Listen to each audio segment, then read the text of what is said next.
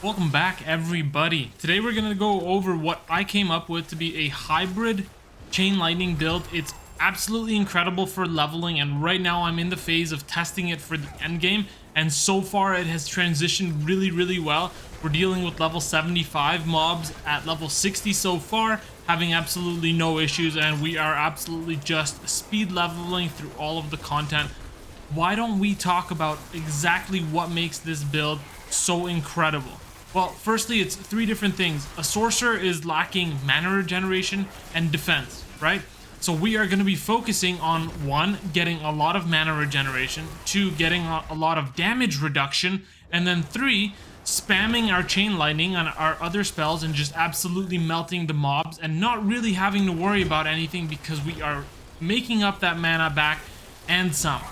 So why don't we talk about the skills themselves, and then we'll go into the important aspects for the build, and then I'll show you some more gameplay of this build. Alright, so the skills themselves, we're going to start off with 1 point in Arc Lash. We're going to put the last 4 points in very late in the build. We don't need to worry about that. What's important here is we want to get the last skill here, which is Flickering Arc Lash, so that way we can get mana regeneration every single time we use Arc Lash. It's going to be very important, especially early game. Next, from the core skills, we're going to max out Fireball and we're going to max out Chain Lightning. Now, Fireball, you only need 1 point of this, and you can put it basically at level 15 because we are going to use this in the enchantment slot. So every time you cast Chain Lightning, it's going to do this. When you kill an enemy, they explode in a fireball for 50% of its damage. That's why we're putting that at level 15. No need to rush for that. The second enchantment slot is going to be Chain Lightning itself, because then, it forms automatically after spending 100 mana. So that's a free cast of Chain Lightning. Once again, we really care about mana regeneration in this build. Let's keep going over the skills. So we're going to max out Chain Lightning as soon as we can. Hit 5 points in that, and we're going to go all the way up the chain, and we're going to get greater Chain Lightning so that every time it bounces, it deals an extra 10% damage up to 30%. And it's going to be bouncing all the time. We're going to put 1 point in Devastation so that we can access Elemental Dominance. Gives you an increased 12% damage when you cast above 50 mana. Because we have such high mana regeneration, we're going to be casting above 50 mana a lot of the time.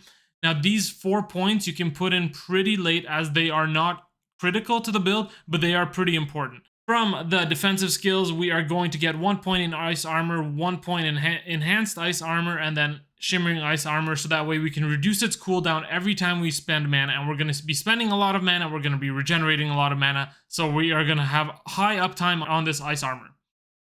We're going to put 5 points in Teleport. Only 1 is necessary from the beginning, and then we're going to go all the way up the chain. We're going to get Shimmering Teleport so that after we teleport, we can get some damage reduction. This is one of the many places we're going to get the damage reduction coming in from, because we also need to counteract Glass Cannon. Increase damage, but you take more damage. So we're going to put 3 points into that. Very important for this build.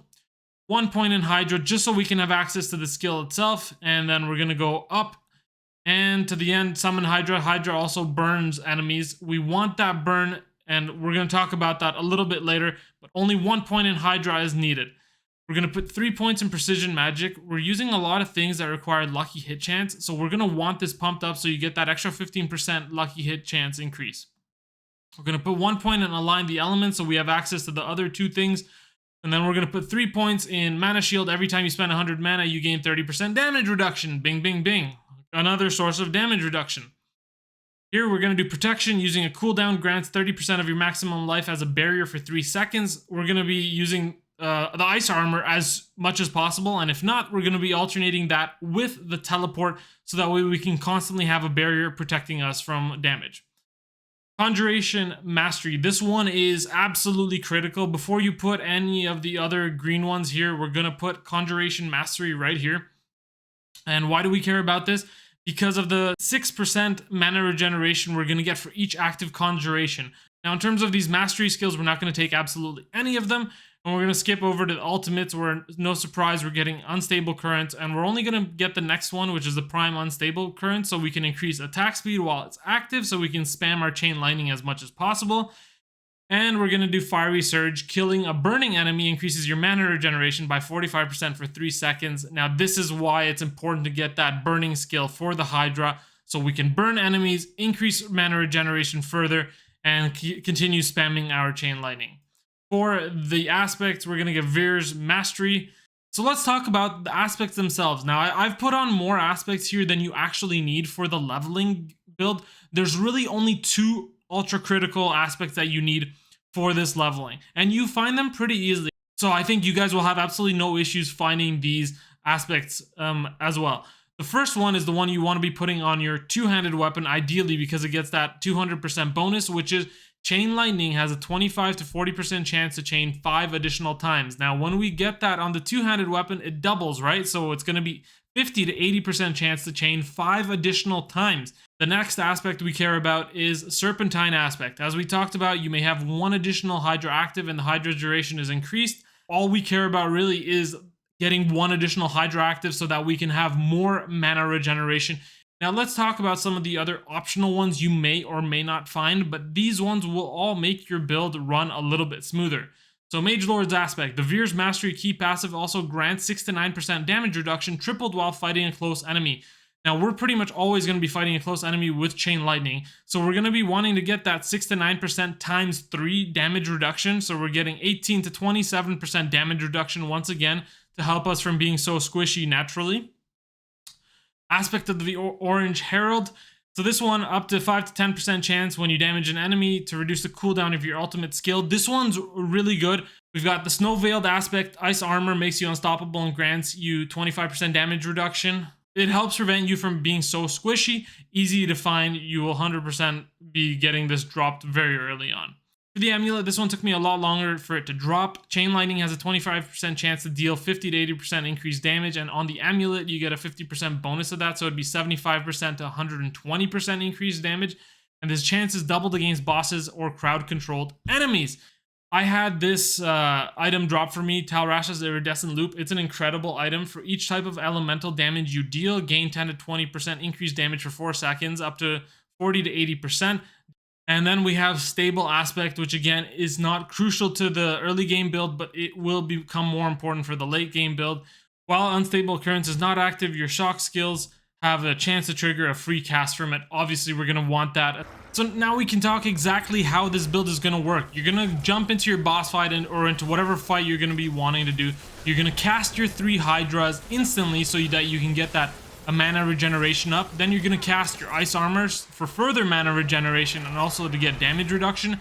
And then you're going to spam your Unstable Currents so that you can then absolutely melt bosses with Chain Lightning. Now, when you're casting Chain Lightning, you probably want to alternate Arc Lash and Chain Lightning so that you're getting some mana back in between, and so you're not just blowing through your entire mana pool, because you have high mana regeneration, but you can't only be casting Chain Lightning in the early leveling 1 to 50 build. All right. So right now we're in the tier 4 capstone dungeon and we're doing Elias. Okay, we have resistances for fire capped at 70%. And we're having absolutely no issues. You know, he's damaging us a little bit, but really no problems. Our cooldowns are coming pretty quickly, and we're able to just absolutely melt him after a couple of iterations of Chain Lightning. Don't forget, I took a little bit more time here than needed because I wanted to get those Fire Hydras up, so I make sure that I never run out of mana. But again, very easy fight. Here's Scourge of the Land. As soon as we basically landed in World Tier 4, I jumped into a Nightmare Dungeon just with whatever gear I had from World Tier 3. I wanted to see how it's going to handle it. So we're 13 levels below here, and we're having absolutely no issues with Scourge of the Land. Alright, so this build isn't the strongest and fastest build that'll get you to level 100, but is damn fun to see all those explosions from the Hydras, the Unstable Currents, and the Chain Lightning. This is partly one of the reasons why I wanted to make it like this. It really does work. It, 1, does incredible damage, and it 2, has huge damage reduction, so it keeps you safe all the time. I can't remember the last time I died with the Sorceress. It might even be useful in a hardcore build. Like, this might be a viable hardcore build. I haven't tried it, but so far it's been really good with the damage reduction. If you enjoyed this video, please hit the like button, subscribe to the channel, and I will catch you next time. See ya.